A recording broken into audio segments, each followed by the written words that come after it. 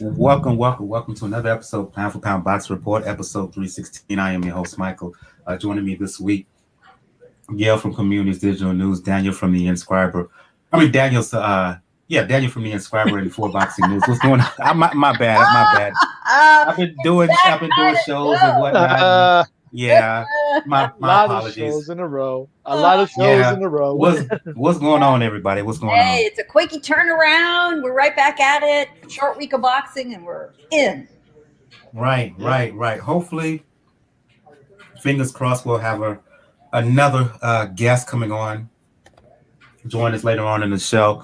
For those who are new to Pound for Pound Box Report, Pound for Pound Box Report live YouTube show podcast, as well as blog discussing all things boxing. The motto is when boxing is good, we will talk about it. When it's bad, we will talk about it. Bottom line is, if it concerns the sweet science, it will get talked about. If you want to find out all information regarding the show, the blog page is the place to go to for the time being. p4pboxingreport.wordpress.com. That is the link. Check the top right of the blog page to find us. Links to where to follow us on uh, Twitter and Facebook. Soon to come Instagram as well, where you can donate. There's a Cash Me and PayPal donation links. Let donation be the best nation. I don't. Doesn't really particularly matter what you have. If you have some spare change, $1, $2, $5, $10, or if you can spare more, please do so. It helps support Pound for Pound Box Report. Also, links to my online coaching page. I am an online coach for Beachbody. Getting ready to do my next round of my group fitness challenge. Let's Build Together Group Fitness Challenge. Also, check out Beachbody on Demand through my page for 2 weeks of free workouts. They have a 2-week trial period of free workouts that goes throughout the year. Fitness programs for a variety of interests, whatever you want to do, whether it's weightlifting, whether it's cardio, whether it's HIIT, yoga based, whatever your goals are, you can find it on Beachbody on Demand. You can check all that out through the Pound for Pound Box Report blog page. And last but certainly not least, new email that's not on the blog page. I'm going to change that. I'm going to try to change that. I need to get around to really updating and fixing things out with the blog page. Anyway, the new email that's different than what's on the blog. The new email is P4P Box, BOXREPORT1 at gmail.com. Let me repeat that. The new email address for Pound Box Report is P4PBOXREPORT1 at gmail.com. Let's get things going. Recapping what happened this past week. And I see my guest, she's she showed up. Ladies and gentlemen, first time here on Pound for Pound Boxing Report. I've been trying to get her on here for a while now. I'm finally glad that we were able to hook up for the first time on Pound for Pound Boxing Report. Yolanda Cortez, what's going on, Yolanda? How you doing? Hi, Gayle. Woo! How are you? Good to see How's my everyone? girl here. Good to see you, Gayle. It's been a while. Indeed. Um, let's I usually begin the conversation with ladies first. Let's start with the ladies here. Sizzle and Yolanda, you're new to the show. I'm going to start things off with you. We're doing recaps right now. We're going to talk about the main fight of the weekend of the past week. That is Canelo Alvarez. Quick turnaround, fought in December of last year, beating Callum Smith to unify WBA, WBC belts at 168 pounds, excuse me. Fought in December, quick turnaround fighting this February on the 27th. Fought, let's face it, I mentioned this last week. He Bob Hope's cousin, No Hope, aka Avni Yildirim. It was pretty much a given that Alvarez would win, and he did just that, stopping him in 3 rounds. It was easy work. If you want to give an analysis of the fight, go ahead. But more to the point, talk about what's upcoming for Canelo, and that is the much rumored bout with Billy Joe Saunders. That is official, is going to happen May 8th at a location to be determined. Quick recap of the fight with Yildirim, as well as your thoughts on the upcoming fight against Billy Joe Saunders. Okay. Well, I caught the highlights. I couldn't watch the whole fight, but From what I saw, geez, it wasn't that good of a fight. I think. I think Canelo. Well, he always comes ready, of course. But his opponent could have done a little bit more, I think. And as far as him going against Joe Saunders, I think it'll be a good fight. I think it would be a more exciting fight than what we saw this weekend. But yeah, those are pretty much my thoughts on that. I'll go to you, Gail. Your reaction to what a little bit of we saw that brief action, Canelo and Yildirim. Your thoughts on the Saunders, and let me add one more thing into this. In the aftermath, the WBC President Mauricio Suleiman basically said they're going to do a reevaluation of the quote unquote mandatory. And my reaction is like, oh, really? You wait till now? Will you force us to watch that farcical of a matchup to make that decision? Anyway, your thoughts. You know, Yolanda, you said you watched the highlights. Well, I don't know what you did with the other 23 hours, 59 minutes of your day, because that's about it. What a disappointment. Listen, I didn't think Yildirim had a chance to win, but I do respect Joel Diaz, who was so high on him, who had so much positive to say about how he was going to come out there. You know, he had the skills. He wasn't Mr. Robot anymore. I would love to know what that conversation was like between Joel Diaz and Avni Yildirim on the way home out of the arena, because, wow, what a disappointment. If you'd listen to Joel Diaz. And it was Diaz who made that decision after the third round. You know, he kept asking Yildirim in the corner after essentially being a heavy bag with legs in the ring, asked him, you know, how are you doing? You want me to stop the fight? You got to show me something. Obviously, he did not like the answer or the lack of enthusiasm, because I didn't even hear an answer. He called it off. Yeah, so Mauricio Suleiman is now the one taking the hit. Bear in mind, everybody, this was a mandatory defense of that belt. And Canelo really wants to unify the titles in the division. So he can't tick off Senor Suleiman and the WBC. So he decided to go forward with the mandatory, make nice with them, because they've had their battles over the years. So he played along. He got his money. He also got to appear in front of 10,000 fans in Miami, I'm sure many of whom had never seen him before. He got a big fancy ring walk with a big fancy custom rap song for him, you know, big star power. That intro and ring walk, along with the 3 national anthems, lasted longer than the fight. So I had to give some value added. So Suleiman, this was the only possible thing he could have said today, other than I'm sorry, is we'll fix this. So let's see what kind of good faith effort he makes. The only reason this whole thing is forgivable is A, the mandatory issue, B, Canelo did take the fight off 8 weeks, just 8 weeks after his last fight. Looked great. Essentially, it was a training session for him, and he looked good doing it, and he earned a big paycheck. What's not to love from his point of view? The only thing that really gives you pause when you start thinking about it is, can you imagine what would have happened if he got cut or some weird thing had happened in the ring? He got tripped, he busted a knee. His knee isn't, he's got a knee that's a little tricky as it is. But none of that happened. So now we've got the Saunders fight coming up. I do think that'll be a fairly competitive fight, especially if the version of Saunders who fought David Lemieux shows up. And I do think when Saunders is motivated, that is the best version of himself. And he definitely has something to prove and a lot to gain if he makes a good showing, but even if he comes close to winning. So no venue, because the pandemic is going to have a say. we could be in a lot better situation in another month or two. And it's smart of Eddie, Canelo, and their current promotional deal to wait that out. But if it's me, I do that fight in Las Vegas with a crowd if you can. Yeah, if you can, that's the key. That's the key issue, given what we're dealing with today, the ongoing COVID-19 pandemic.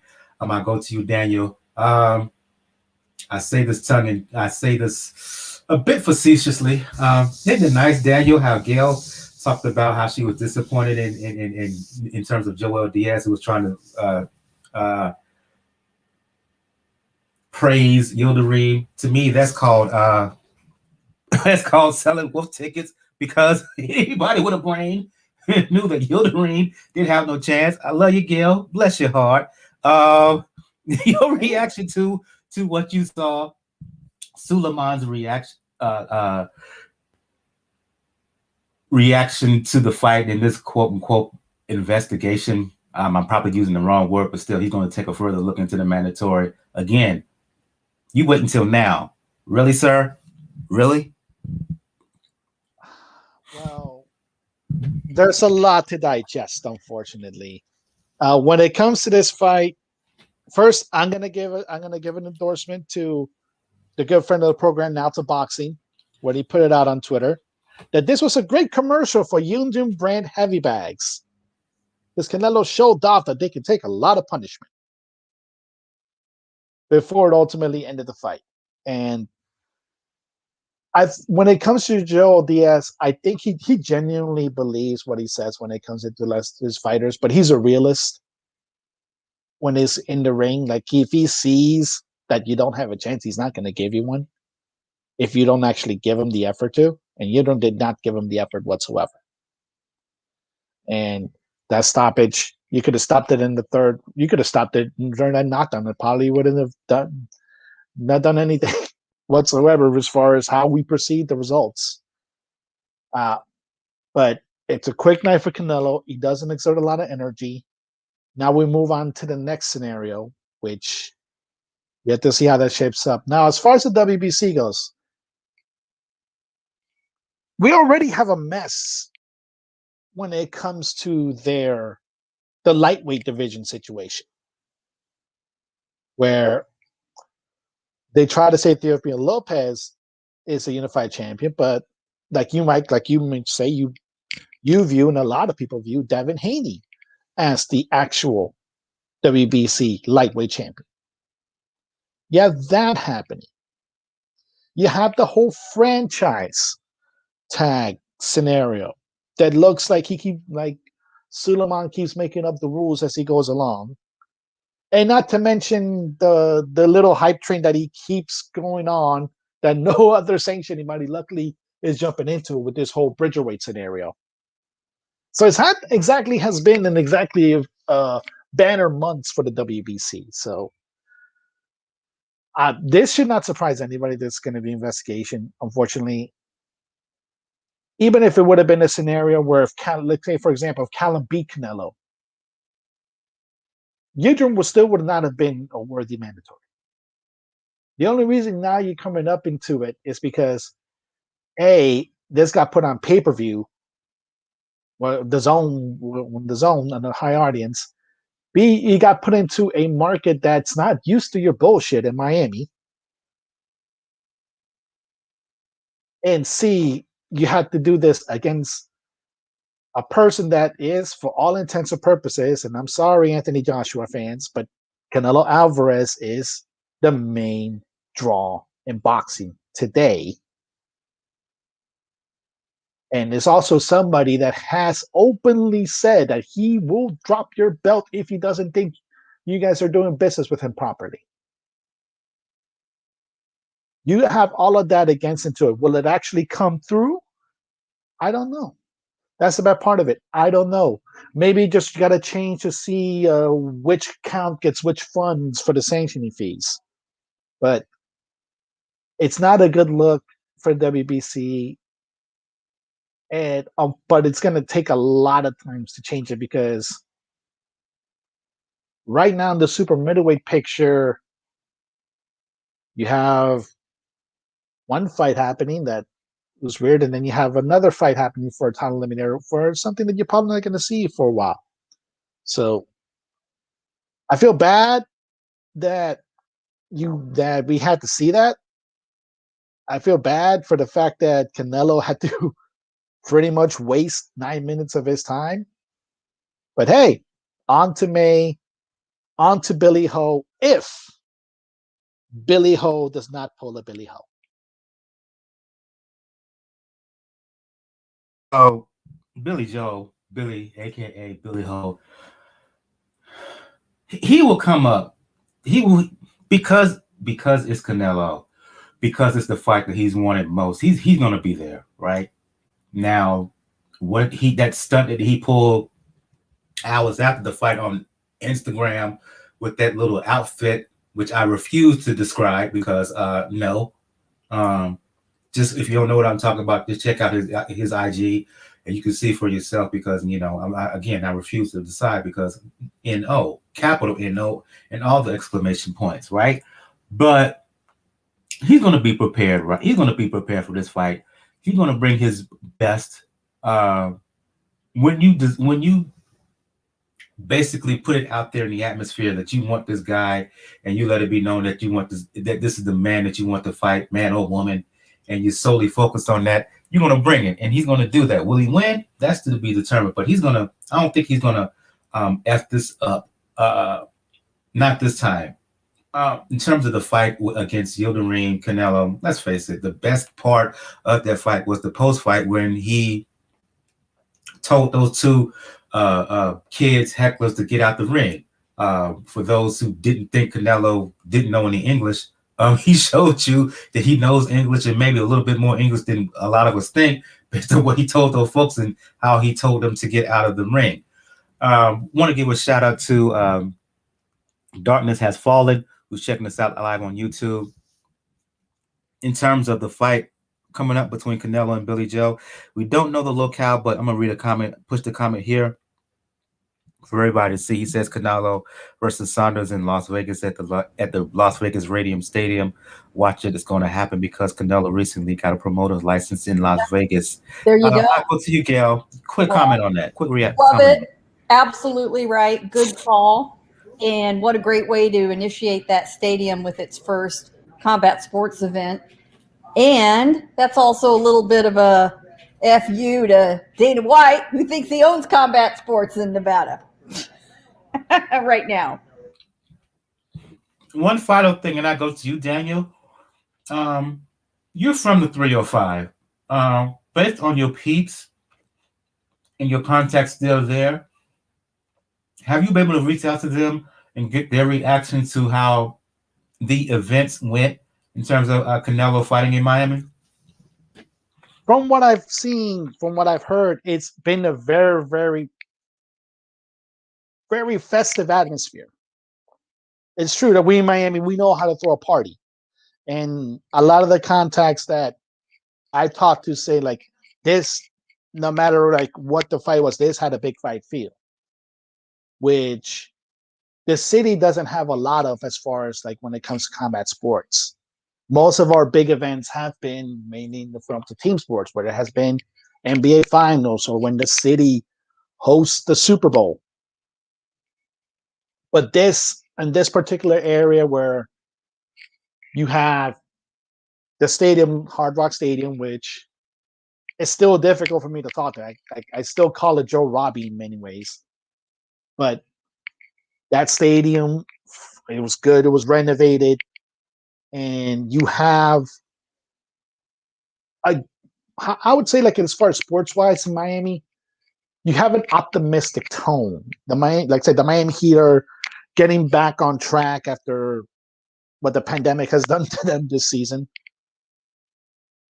Dolphins had an upbeat year. The Canes had to come up. The Marlins look to be building a solid young team again. And the Panthers right now are one of the teams that's running rush shot in the NFL, in the NHL. So it's a good time to be Miami sport. But I think people just like the fact that the big fight field down in Miami can be seen as an actual location, because for a long time Miami was always viewed, even by locals, as a football town, where what's going to succeed is going to be football, or if it's going to be like a combat sport, it has to involve Cuban. That's no longer the case. A lot of the city makeup has changed. It's a lot more open, and it's hopefully it brings a lot more good things to the city. Yeah, and so again, I guess the event was overall successful. Canelo did what he had to do. Was onward to May 8th and Billy Joe Saunders, and I think darkness has fallen. I think you got something there with your prediction that is going to happen in the Raider Stadium, new stadium in Las Vegas. Let's move on from Miami to New Zealand. Joseph Parker and Junior Fa, they fought an all Kiwi showdown, heavyweight showdown, and how can I describe this in one word? I think Yawn, it starts with you. yawn. Um, uh, shout out to 2K, the head of Three Kings Boxing. For those who don't know, I'm a writer over there at threekingsboxing.com. He bit the bullet and covered this fight.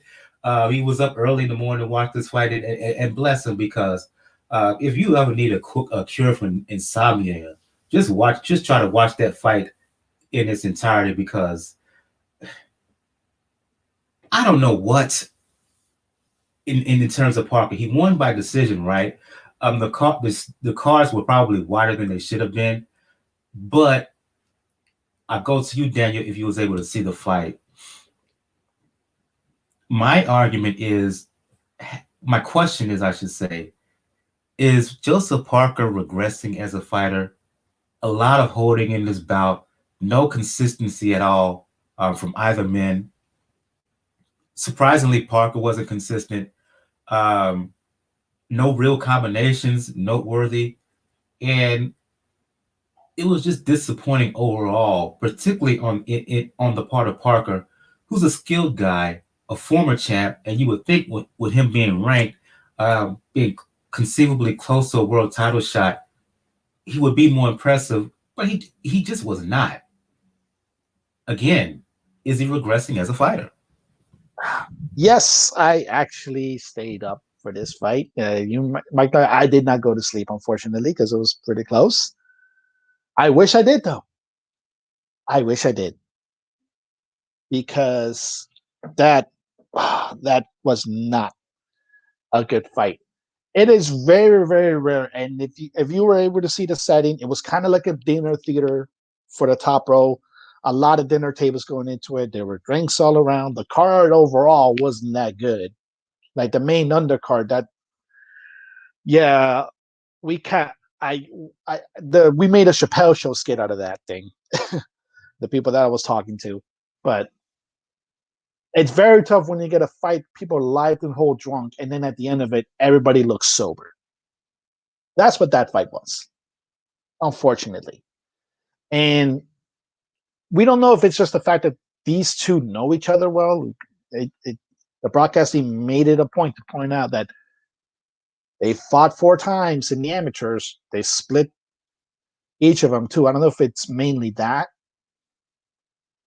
or it's just because the fact that for a lot of what Joseph Parker didn't do, Fa didn't exactly do a lot either. Like he was able to land the right on occasion. He was able to jab to the body and to the head on occasion, but he never really did it enough to actually tilt the tide of the fight. Which, by the way, yeah, those scorecards were gone off. Like if there was a proper scorecard, would have been 116, 112. Like there were some rounds where just Parker just didn't do anything, and Fa just by doing something or just throwing jabs would win it. But this fight was just bad. It was bad overall. Parker did not look bit whatsoever to be ready to jump into the world title picture once again. Fa looks more likely that he needs to have a few more like stay busy fights so you to get too close now to being contender status it's a fight where nobody really wanted to set the WBO sanctioning fee collector. I'll get both you, Yolanda and Gayle, into the conversation. If you were able to watch the fight in full or watch the highlights, were you upset that you wasted your time watching that? Because again, yeah, that was a snoozer. Yeah, it wasn't that good. I'm looking at the scorecards. 119, 109, 115, 113, 117, 111. I see that a lot of people are not happy with the 119, 109. I don't know why they would score it that way, but I didn't see much action with that. Well, from the highlights either. Your assessment, Gayle. Oh my God. Yes, I, from the East Coast, woke my ass up, watched that fight, and thought, it's got to, I kept thinking, it's got to get better. I'll stick it out. It's got to get better. I'll stick it out. It didn't get any better. It was a clinch fest. It was just, you ugly, disappointing. You know, I'd compare it to Fury and Klitschko, except it wasn't quite that exciting. And the crowd, yeah, they looked to be liquored up. They were having a good time. They were, the ringside seats were, cocktail dinner table type arrangement, VIP. So they were all dressed to the nines and enjoying an evening out. The rest of us were saying, I gave up an hour of sleep for this. Could have watched it later. Yeah, the scorecards were extremely wide. Fall was the one initiating the clinching. That was obviously his strategy, was going to be just to crowd Parker, lean on him, try to catch him in a mistake. Parker didn't make the kind of mistakes Fall needed to gain any ground. So that's what we got. And what a shame. These rivalry fights, these internal rivalry fights, whether they're for a title or not, often can be really great fights when both guys come to play. We've seen plenty of fights like that. I mean, we've been talking Mexican boxing quite a bit the last day or two. I think of a fight like Salido Vargas, those guys, they wanted bragging rights and they brought it.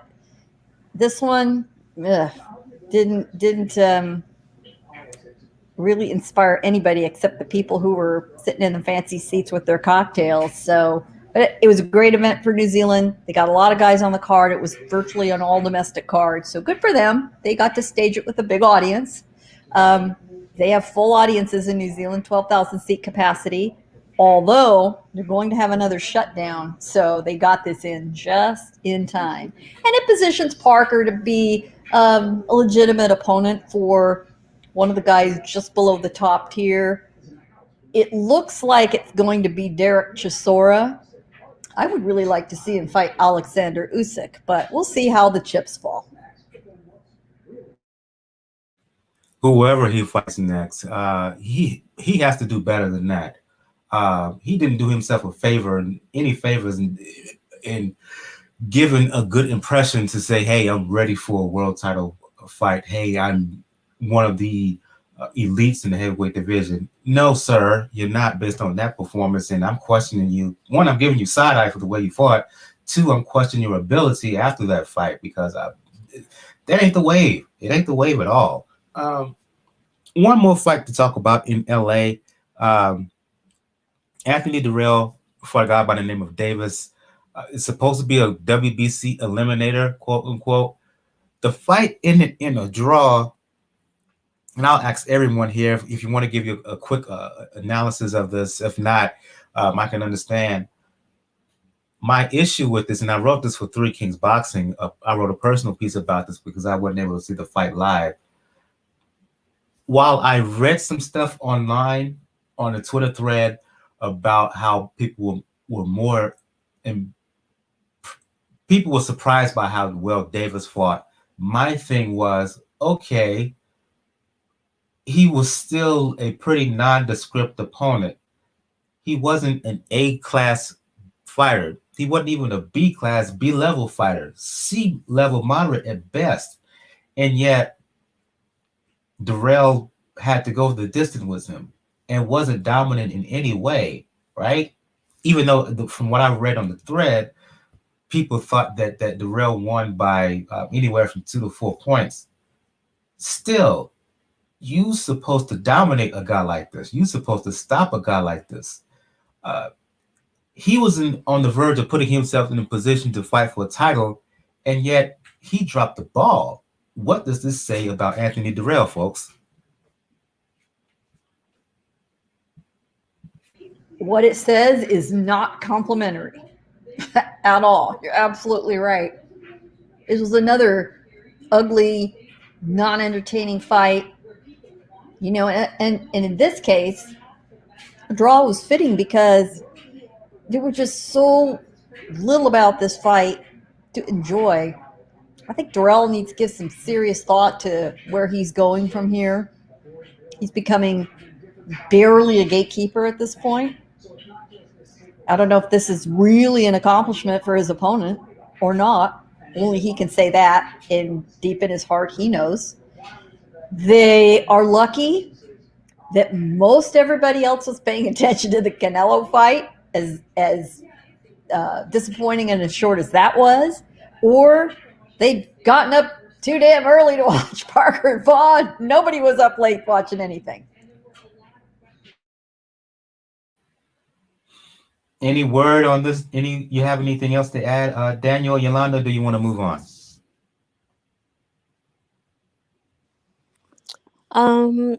Well, I would say I agree with Gayle. It wasn't that exciting of a fight. I don't know where they're gonna go from here, but they definitely have some thing to think about, and that's all I have. I'll say this. Gayle just described me in a nutshell. That I stayed up to watch Parker fall, and I missed this because I was that damn tired. And it doesn't look like I missed much, unfortunately. You know, for hardcore boxing fans like the four of us, to say that sleep is a better use of your time, that's a pretty strong comment right there.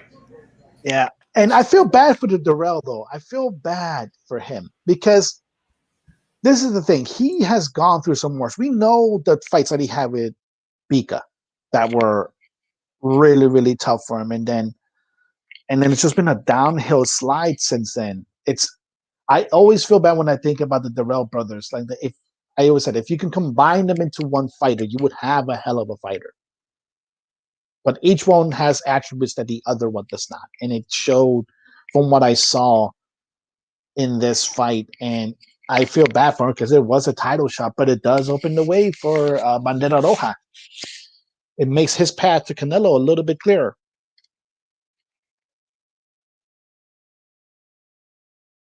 Yeah, absolutely, absolutely. So yeah, it's to me is in the aftermath. I think Dirrell, to Gayle's point, Anthony Dirrell, he may need to have a come to Jesus with himself and look to see whether he really wants to go on, because just like with Parker, that's not going to do it if he thinks about getting in a world title picture at heavyweight. Same thing with Dirrell. If he thinks he's going to get a shot at the WBC title of getting another elimination bout to put him in position of the WBC title, no, you need to do better than that. A lot better. Let's move on to some news here. And we've been talking about this proposed fight between Anthony Joshua, unification bout between Anthony Joshua and Tyson Fury. I want to get the conversation with you, Yolanda. This is the first time you're on here. Bit of an update. Joshua was on Sky Sports. He said he didn't want to tease folks, but it looks like the fight could happen in June. He went on a radio station, local radio station out in the UK, and he kind of put more emphasis on it, said the fight will happen in June. No announcement has been made. There's been no announcement yet. But Yolanda, it looks like more and more the fight is going to happen, and that we're going to hear word about it soon. Your thoughts on the fact that it looks like we're going to see Anthony Joshua-Tyson Fury for the undisputed heavyweight championship of the world? Wow. Well, that is news to me, but I say that would be a great fight because I like both fighters. Let's see. I don't know. I think Fury could take Anthony. He definitely has a lot what it takes to beat him, I believe. Joshua, I think he even though he has a lot of good skill, I feel like he hasn't really faced anyone that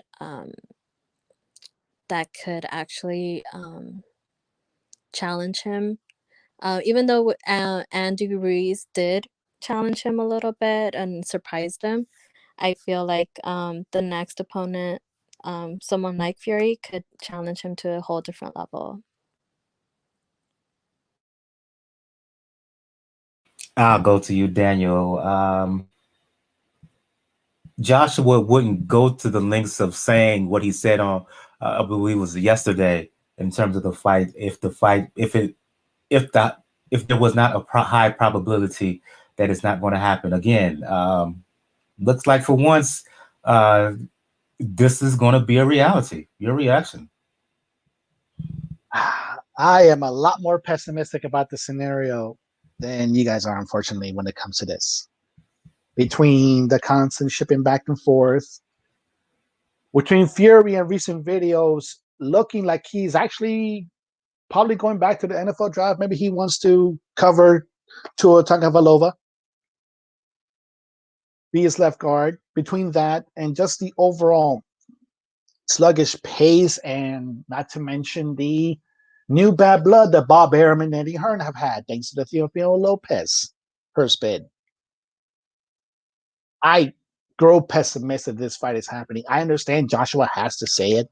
He has to say it's happening. It's going to be in June. But what I'm noticing is the dates are going to get pushed back. And eventually there's going to come a point of, if nothing does change, where it's just going to say, we'll do it in 2022. And that's going to look bad when it comes to Joshua. Because unfortunately, since he has 3 of the 4 belts, he's going to be tied up in a lot of mandatories. And that might actually help Eddie Hearn, because then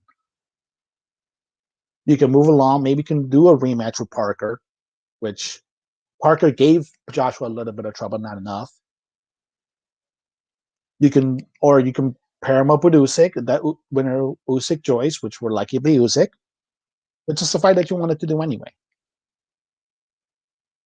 It keeps looking, unfortunately, more like the fight is not going to happen. At least not this year, because something, either the promoter's not getting along or having new bad blood, or one of the guys just really not staying in shape. It looks to me like it's going to get pushed back, because this is one of the few fights where you're going to want to have a lot of fans. It doesn't matter really where it's going to be, whether it's going to be UK or the Middle East, but you want at least these guys to be in top shape, and Fury needs to be in top shape. He does not look like it. Optimistic or pessimistic, Gayle, that this fight will happen? Oh, you mean at all? Oh, yeah, it's going to happen. Or not just at all, but by this summer. Let's just say that. Yes, I do think so. I do think by this summer. I mean, we've all got a lot of COVID fatigue. Let's face it. We're coming up close here to a year. By the time of our next podcast, we're going to pretty much hit the year mark. And the pandemic, while things are looking up in plenty of places, the pandemic still gets a say. And with these big, big fights, everybody is looking at the last big fight before the pandemic. Wilder and Fury's rematch. A $17 million gate. And that's just the gate. That does not count the hotel rooms, the meals, the travel, the gambling, the buying the swag. That fight generated so much money that had nothing to do with the broadcast rights or any of the other things that are currently available, that's just a lot of money to leave off the table for fights that are this big that only happen maybe half dozen times a year in a really good year. In a lot of years, there's only 2 or 3 fights like this. Maybe there's only one. Last year, there was only one. So some of it is a little bit of tap dancing to see what's going to be necessary. Everyone knows this fight, yes, can happen in the Middle East. That can take place. The Jamel Herring Carl Frampton fight's being relocated to Dubai, and that is something that, Eddie Hearn has great relationships there. Bob Arum has always been willing to stage fights in other countries to develop a fan base.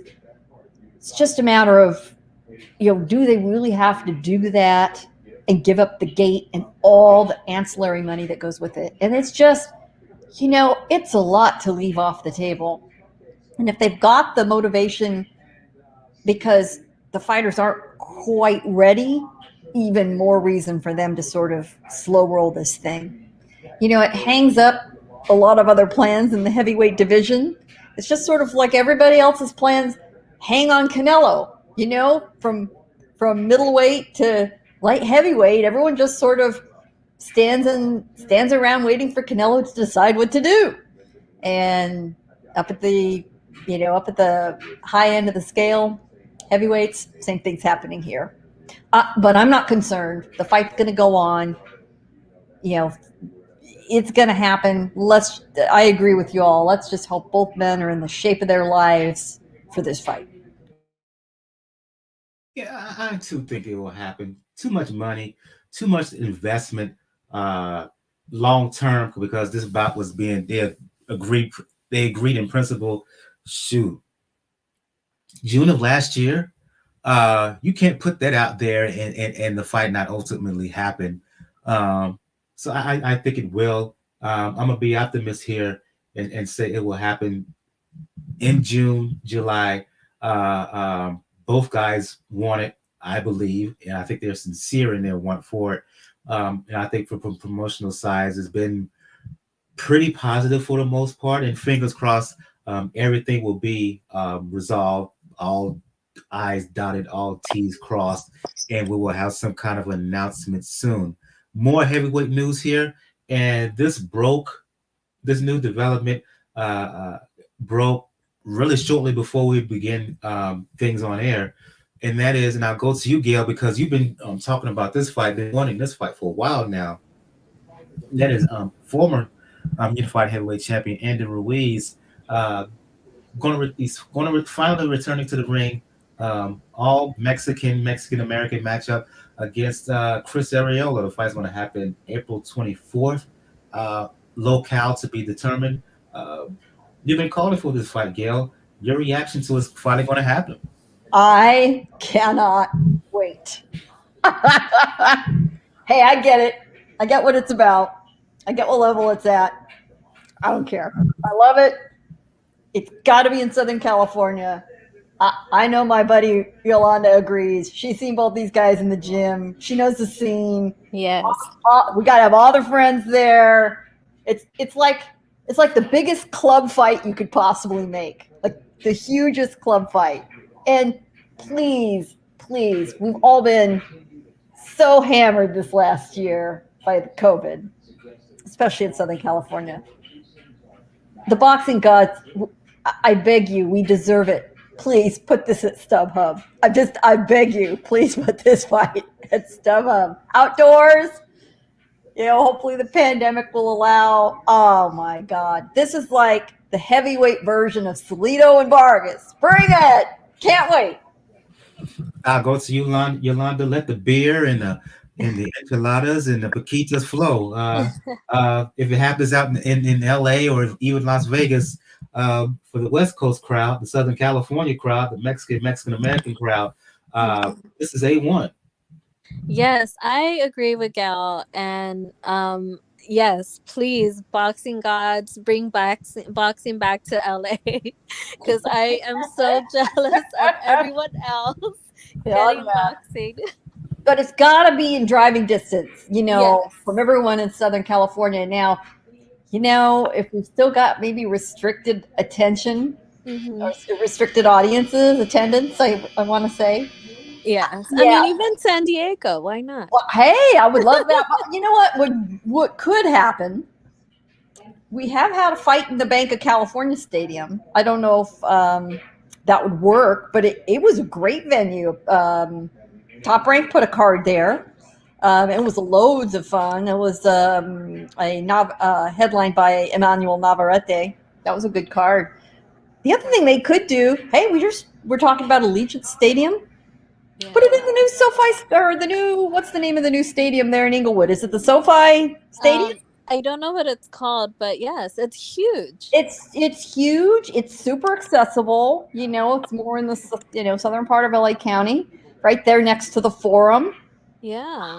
I'd be okay with that too. It's not that much further up the freeway for everybody, and you could distance everybody. You could get. I mean, come on. If California opens to even partial crowds, you could get 10,000, 15,000 people in there. That's plenty. That's plenty. That would do it. Yep. Yes, I agree. And there cannot be enough cerveza. There was too much for that fight. Especially for the Mexican fight. Hell yeah. Oh my goodness. That would be great. I think they should definitely do it. It's a guilty pleasure fight. I mean, come on, let's face it. But all of y'all tell me, if you tell me you're not going to watch it, I'm going to tell you you're lying. I'll watch it with you, girl. Oh, we got to be there. That's just we'll have a chat. We got to be there. Yes, definitely. I think boxing definitely needs to come back to LA. It's definitely taking away a lot of money from LA by not having boxing here. I go to you, Daniel. Your reaction, Ruiz, based on photos, and please not the adopted photo that had him looking svelte and ripped like Joshua, because that's a fake. But still, Andy Ruiz looks like he's in the best shape he's been in a while. What can we say of Areola? At the very least, this is going to be a fun fight. I think both guys will be there to be hit. Neither fighter is going to move that much, and again, the crowd, that's going to be another level. Your reaction to this fight happening?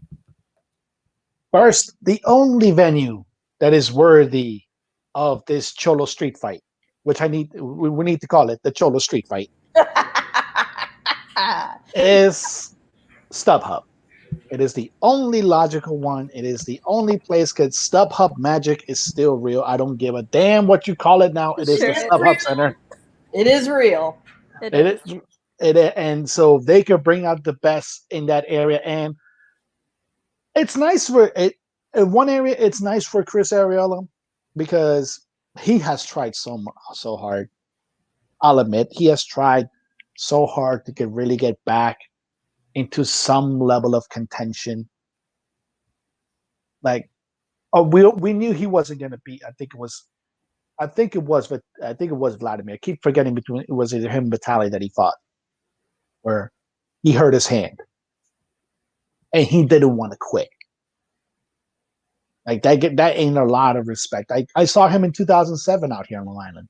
Like, he had the drive then, and even if you look into further his career, the fights with Stubborn, he's been trying. Like, I can't clown him for not trying to get back into the picture. And for Ruiz, this is your first real major fight back, and if you do well, this is just another feather in the cap, early cap already, of the Reynosos for pretty much to lock in Trainer of the Year by the time summer comes along, the way this is shaping up.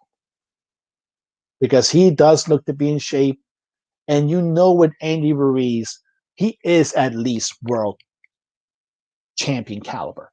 He's proven it.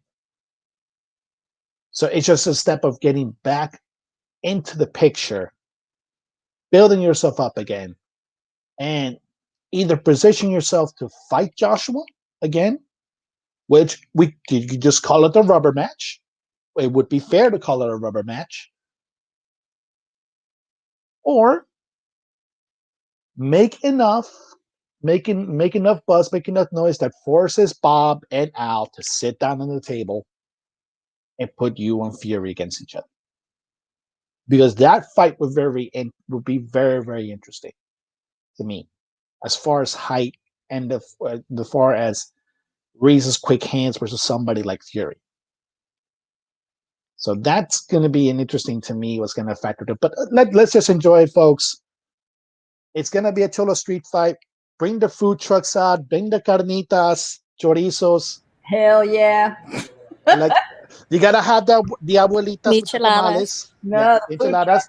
Yep. The abuelita with the tamales, making them right there. Just making them all around Cholo Fest, because this is where they're going to be. It's going to be all Cholo Fest. Oh my God. And you know, they're both from this area in general. You know, Areola is kind of a product of the Inland Empire, although he lives actually right up the freeway from me now in Escondido, California. And Ruiz is training here, of course, but he is from the Imperial Valley. So they're going to want to drive up for sure. Oh yeah, it's just going to be a good time. And both those boys have been in that arena in the seats, buying beers and watching fights themselves, so they know what it's about. Yeah, that'll be a fun one. April 24th again. Don't know the location. Maybe Gayle, Yolanda, you may have some insight of where that fight could possibly land. StubHub, and I still call it StubHub. That would be perfect for it. You know, I heard a little bird told me that LA might open in April. Hey. But I cannot guarantee it yet. But a little birdie told me in April LA might open. So all you all in fingers Southern crossed. California, behave. Keep your Yes. mouth on. Don't do anything stupid. We want our Ruiz Arreola fight in April. Yes. So indeed, that is going to happen. Let's move on. We're going to do the show real quick, so I'm going to give you Gayle, Daniel, Yolanda, any more news that you want to talk about, or anything that you want to disclose boxing wise. I'm giving you the floor to do so now before we do some things. I don't know how well you guys know Diego Pacheco. We do know Diego Pacheco, a very promising young, 19? 19. Who fought over the weekend on the Canelo undercard. Yeah, I see that he has a great future ahead of him. I seen him train. He's been part of my events. Really, really good prospect, I think. I don't know. Any other thoughts about him, you guys? I've liked what I see a lot. He's young, he's staying busy, and that's exactly what a guy who's 19 years old should be doing. He should be getting in the ring as much as possible. There does not need to be a whole lot of downtime. And that seems like is that the real tall middleweight Pacheco you're talking about? Super middleweight, yeah. Okay. Yes. He's not the towering inferno. That's Sebastian Fundora, who's fighting at super middle, who's I think 6'4". It's insane.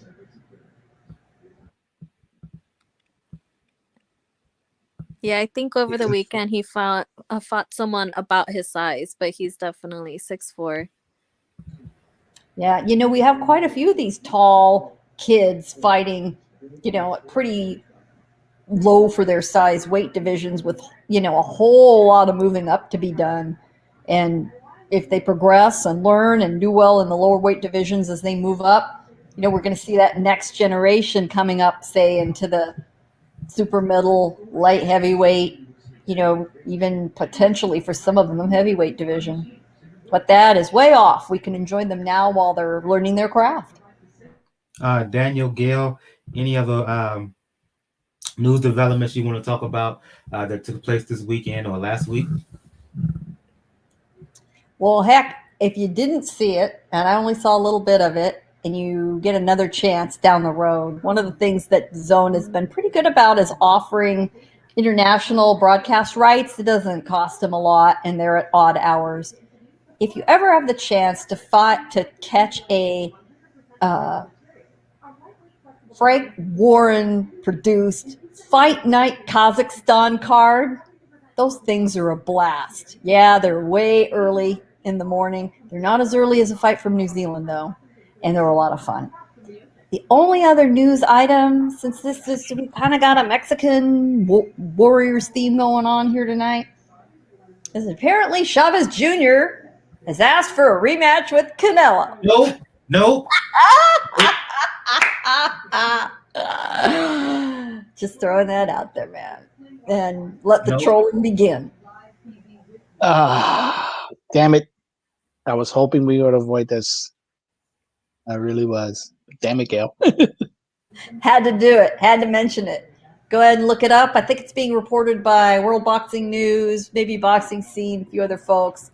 Yeah. I saw it. I saw it on Boxing Scene. I think. Yeah. Troll Patrol, do your thing. It's what do you expect him to do? I'm like, first he has to decide a division he's going to fight in. Second, I'm sorry, but the one time you got a chance to fight Canelo, the dude beat your ass so much he never sat down on the bench in between the fight. He was that relaxed. One more news thing that just really popped in my head. I forgot to mention it. Gilberto Ramirez, Zurdo, signs with Golden Boy. Quick reaction to that, folks.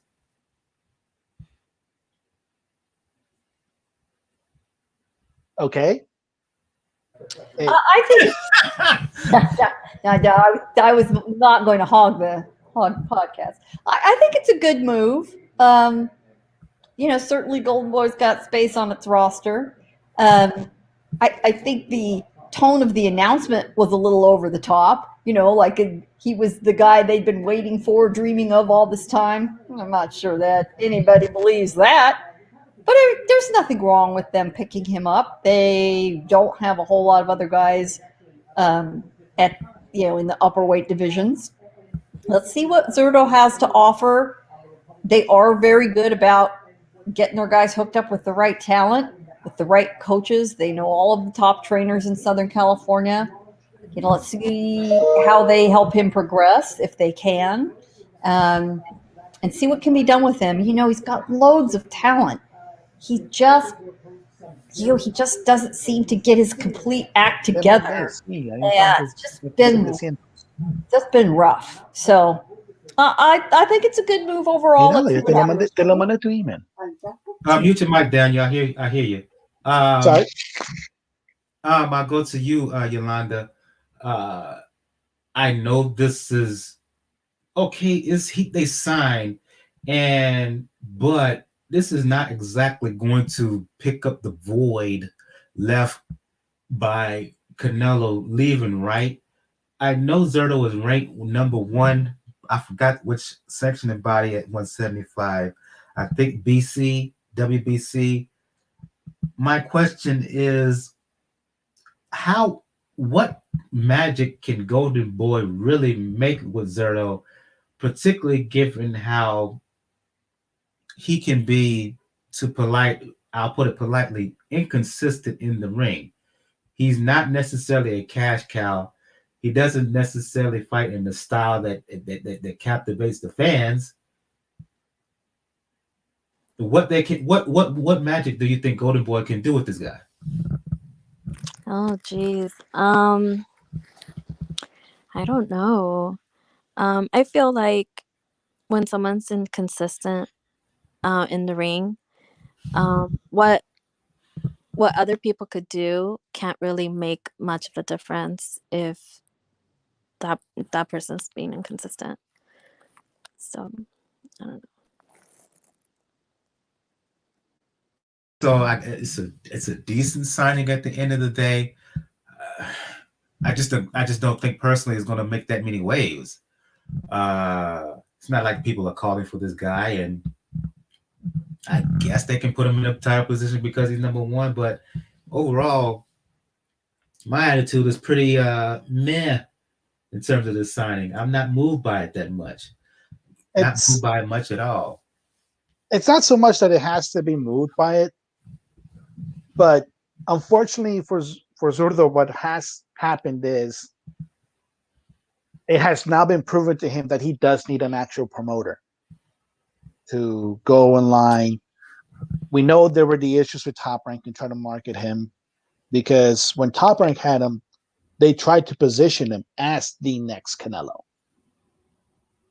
And when that did not start to pan out as much as they wanted to, he went out on alone.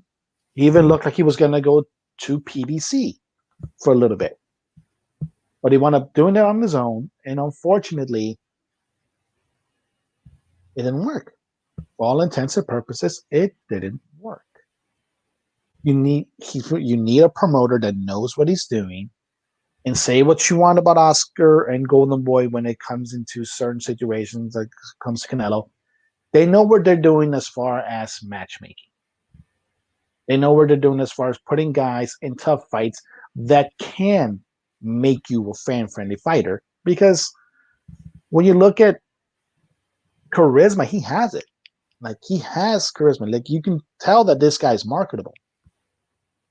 He just now has to show in the ring. You cannot have the best performance still be a fight against just increasingly just because you just fought an old Arthur Abraham.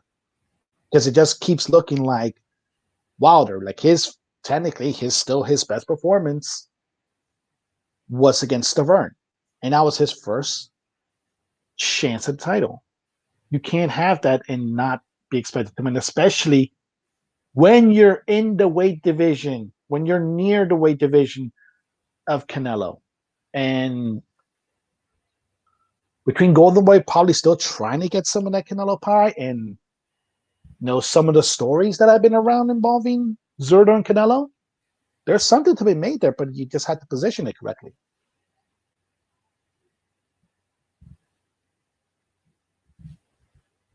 Cool.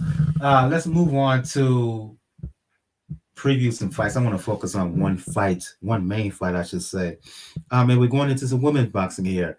We're going to talk about the self-proclaimed GOAT, greatest woman of all times, Claressa Shields. She's going to be fighting Eve-Dicaire this Saturday in her hometown of Flint. Going to be for the undisputed junior-middleweight championship of the world. Interesting concept here, Gayle and Yolanda, and that is Shields is used to fighting on Showtime, right? Well, this fight she's taking a bit of a risky move here. This fight is going to be on pay-per-view on Fight TV, I believe it is. She's going to be the headline of the show. She's kind of investing on herself, taking a gamble. Your thoughts on that, number one, and along with that, how much do you give Dicaire? How much of a chance do you give Dicaire here? She's the clear underdog. If she wins, I think it will be by decision, because in her 17 fights, she has not won, not one knockout. Admittedly, I think this has potential to be a bit of a sticker here, because Dicaire, she likes a southpaw who likes to move a lot.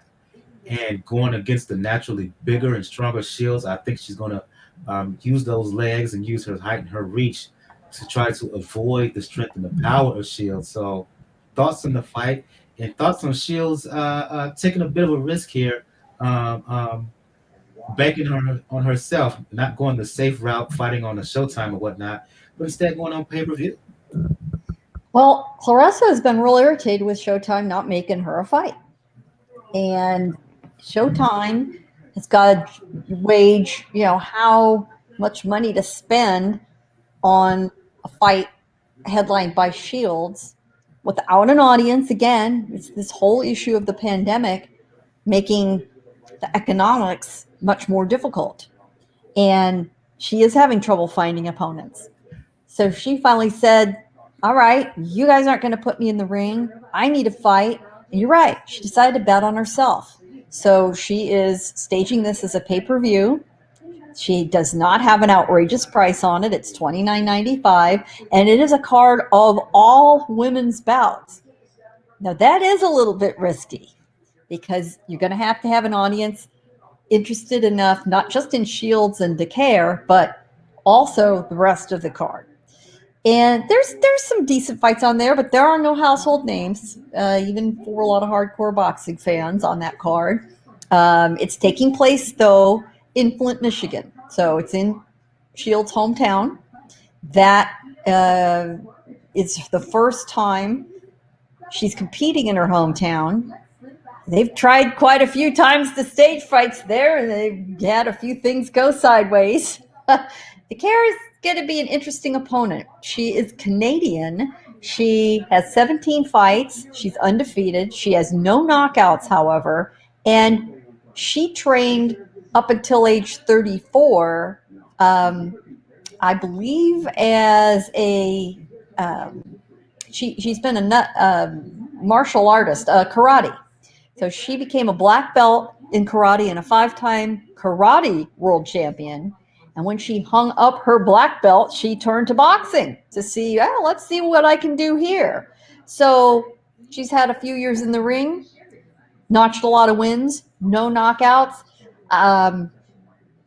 I am sure she will come in good shape, well trained, have skills that don't embarrass her, for sure. She's trained as a martial artist virtually all her life, so she's going to look okay.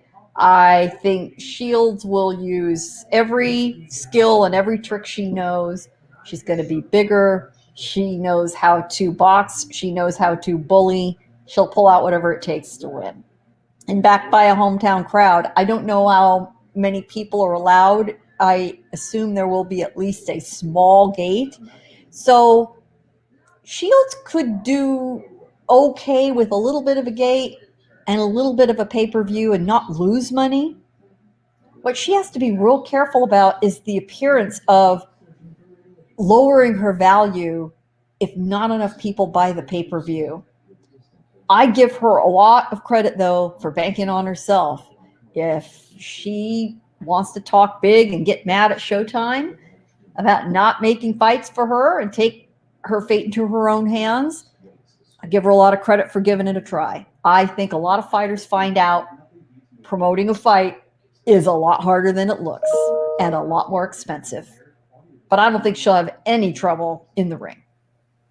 I'll go to you, Yolanda. If you have your thoughts on the fight itself and your thoughts on what Shields is doing outside of the ring, to quote Gayle, paraphrase Gayle, taking fate in her own hands and making the ultimate investment in self in terms of the financial promotional ends.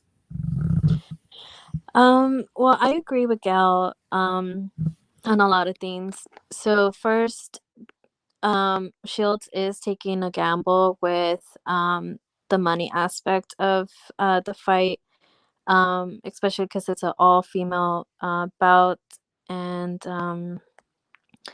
I guess there's not a whole lot of well-known fighters on there.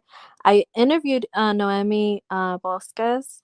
She's really cool, but she's 12 and 15, so great person, great person to talk to.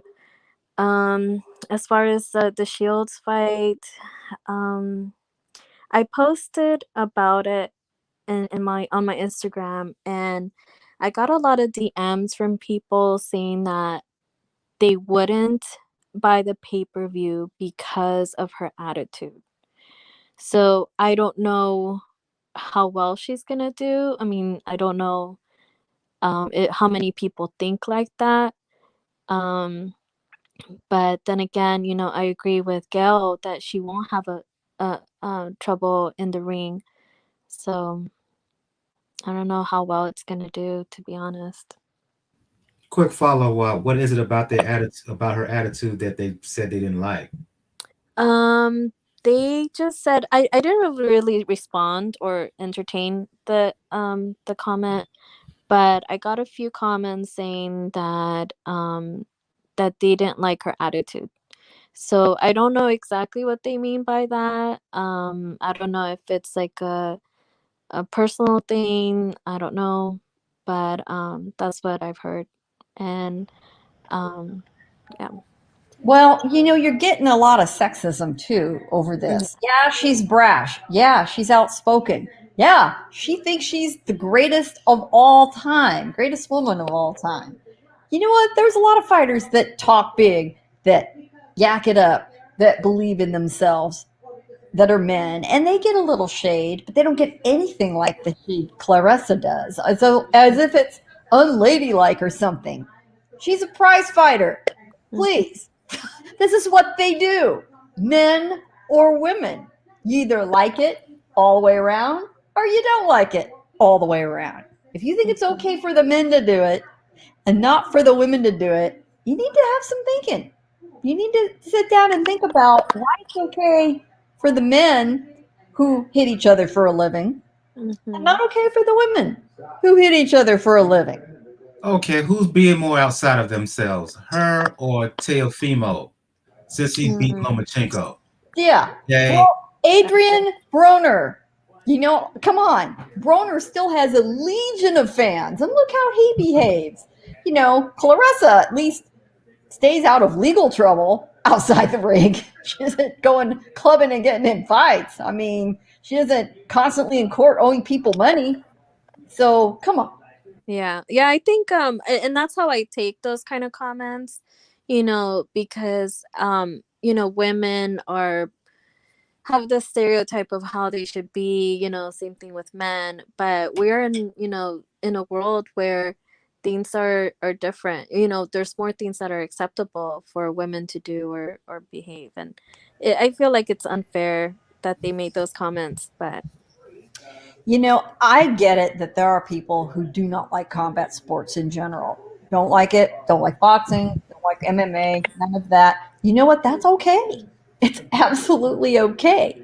But you can't say you like it for the men and then turn around and say you don't like it for the women.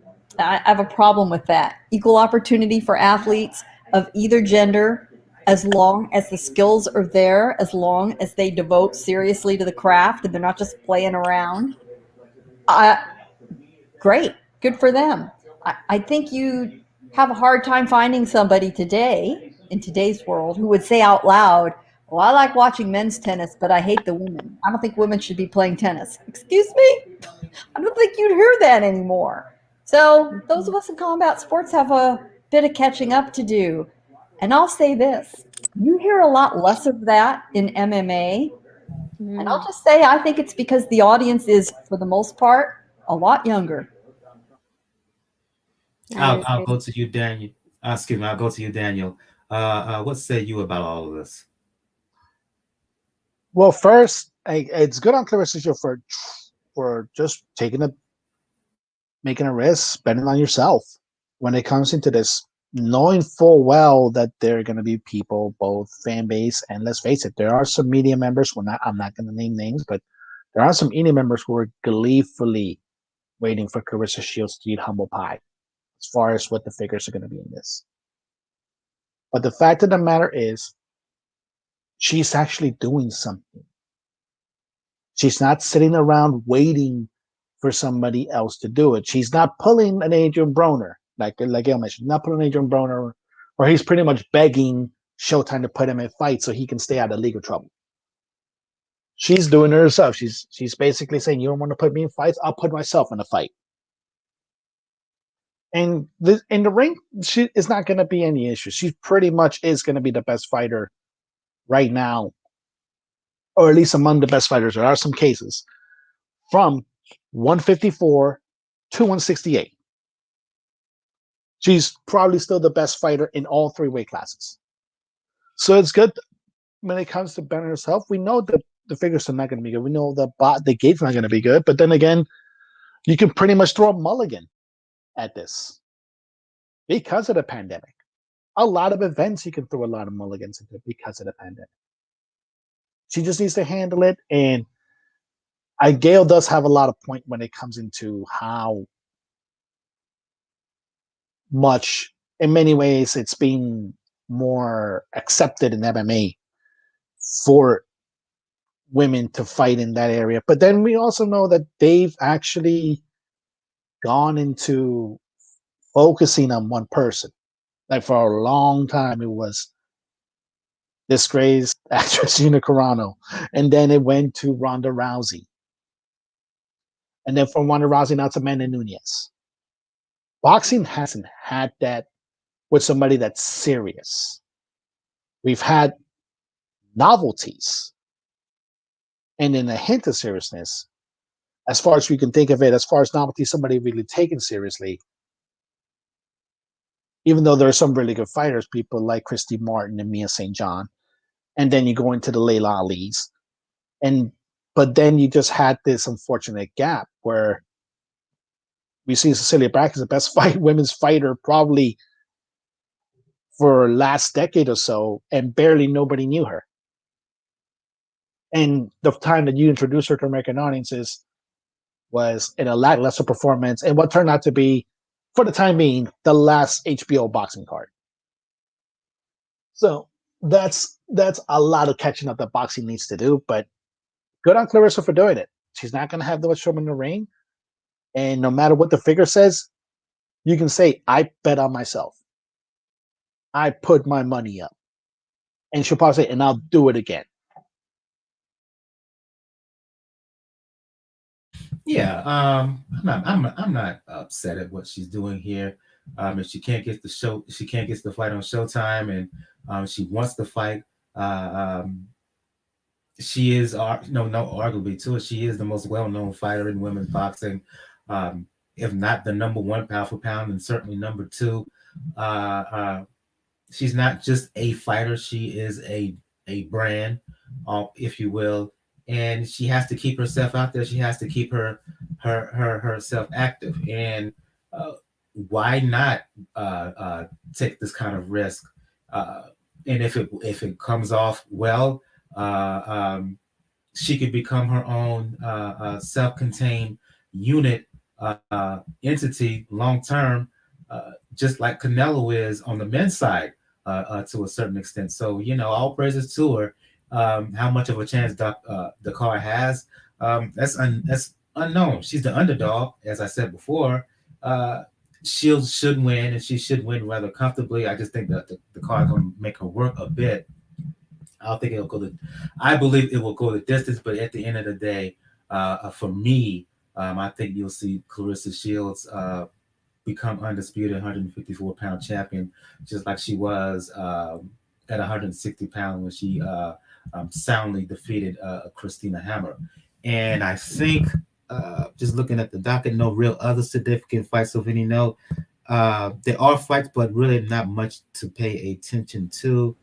I will call your attention, however, to the Thursday night, March 4th bout between Sergey Bochuk and Brandon Adams, which is long delayed by the COVID diagnosis of Bochuk, just at the last minute. Yeah, we got some time. Talk about it. So this is a fight that is being promoted by Ring City USA, which is sort of the successor to a lot of these midweek competitions. They have been holding their first few bouts in the parking lot of the Wild Card Gym, which I know Yolanda knows well. Yes, I do. But they are now going to take their next few bouts out to Puerto Rico. So it should be interesting. And the first card from Puerto Rico is this Thursday, and it is it's a rescheduled fight between Brandon Adams, who I believe is still undefeated, and Sergey Bochuk, a Ukrainian fighter who's 18-0 with 18 knockouts. And he has been so under the radar, and it's driving him crazy. He's a very charismatic young guy, lives in Los Angeles. He has more or less been in Los Angeles training, except for his month where he had COVID. He had a brief visit home, came back. He trains with Manny Robles. He's taught Manny some Russian, and Manny's taught him some Spanish, and he's working hard on learning English. And he shares the same kind of crazy Ukrainian sense of humor as Alexander Usyk, which he completely owns up. He's a fun follow on Twitter too, by the way, folks. So they're finally going to have their fight, and they both got a lot to prove. This is sort of their opportunity to make a splash and step up, and it's perfect timing because it really is a slow boxing week. There are no cards to speak of on the weekend. The Shields fight is on Friday night. The Ring City card is on Thursday night. It's on NBC Sports Network, and I recommend it. I see when Gayle mentioned that fight with Adams and Mahanchuk, it perked your interest, Yolanda. So if you got some words on it, please do. Yes. Well, I know both of them well, and I think it's that's what I don't like, because I try not to get my emotions involved when it comes to a fight when I know both fighters. But definitely it's gonna be a good fight, and I wish them both the best. And I don't know what else to say, but it's gonna be exciting. Also, the co-main is two undefeated fighters, Danielito Zorrilla, who I think is a local, 14-0, 11 KOs, and Ruslan Madiev. Yep, another hungry Eastern European fighter. Man, they just seem to keep churning him out. He's 13-0. He's only got 5 knockouts. He doesn't have a lot of power, but he's a hard worker. So it should be an interesting co-main. And come on, folks. It can't be any worse than the stuff we saw over the weekend. Give these young guys a chance. Absolutely. I think we're going to end things on that note. Also, let me mention that Tony Yoka, he's going to fight on the 5th as well. Yes. Against a guy by the name of Jekko. Fight's going to be on ESPN Plus for those who are interested in that. So yeah, Tony Yoka, we need to talk about him more should he win, because for those who do not know, he does have he is technically has a co-promotional deal with Top Rank, and before the pandemic struck, he was set to fight in the U.S. Either late last year, early this year. No, he was set to fight in the U.S. 2020, but that's been pushed back, and it's unknown when we will get to see him in the States. And I need to talk about him more because, in my opinion, I think he is the best young heavyweight prospect out there. That's just my opinion. So he fights this week as well. And I think what's unusual, I'll just add before we close, is his wife, also a professional fighter who is very good, is on the undercard, and she's usually on the undercard with him. So you don't see a lot of husband and wife combos in the ring on the same card. So yeah, that's an interesting side bit to that. I want to thank. Give me a quick second. I want to thank Dark Has Fallen for his comment. I see Pigeon Mike was here in the YouTube chat. Thanks for joining us.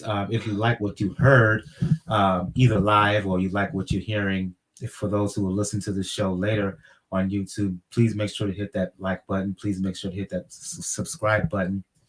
If you're checking us out on other podcast platforms like Spotify, iTunes, Google Podcasts, Spreaker, Mixcloud, wherever, we're just about everywhere on the podcast universe.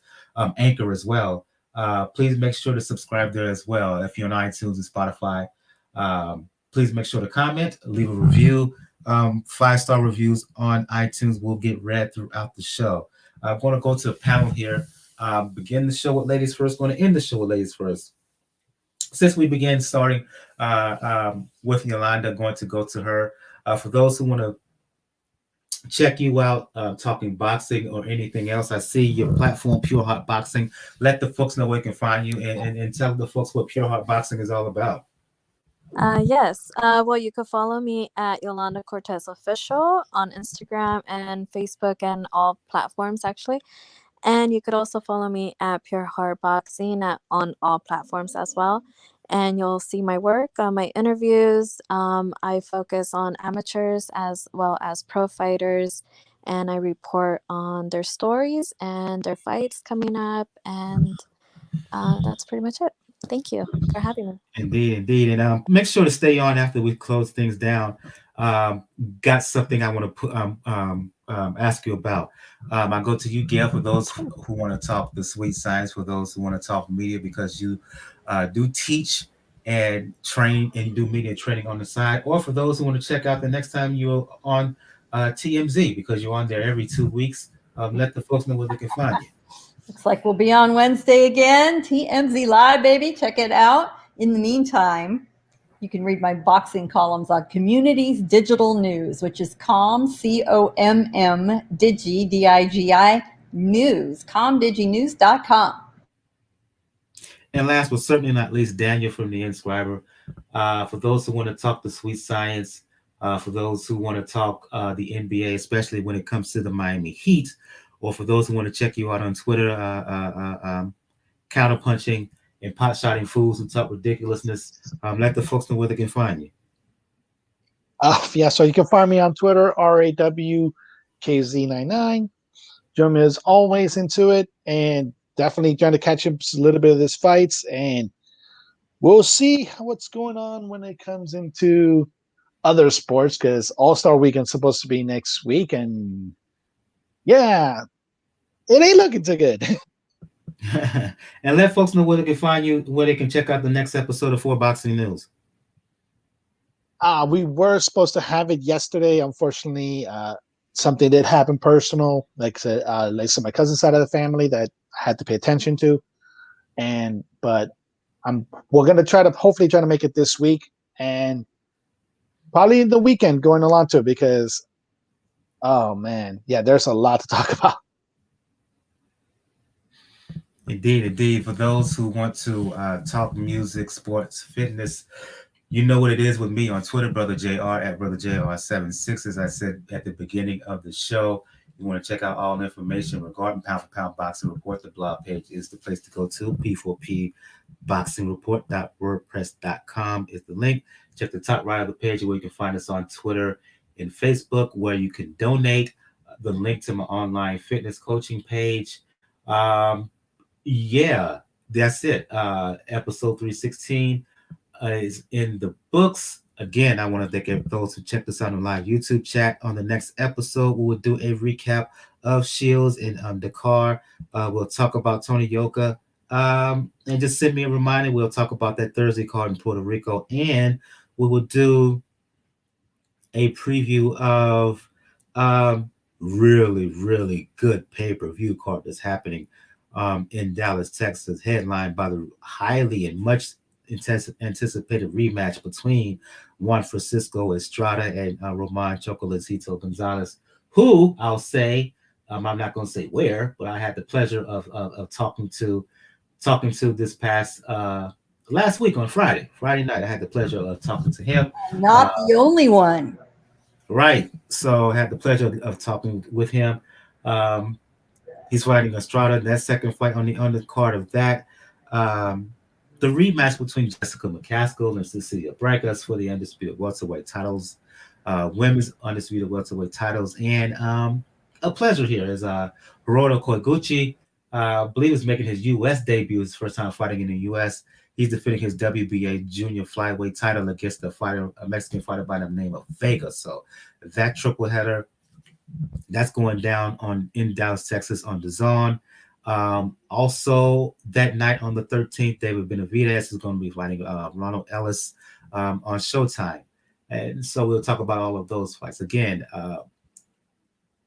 for Yolanda Cortez of Pure Hot Boxing, Gayle for Communities Digital News, Daniel from the Inscriber, I'm your host, Michael. This has been episode 316 of the Pound for Pound Box Report.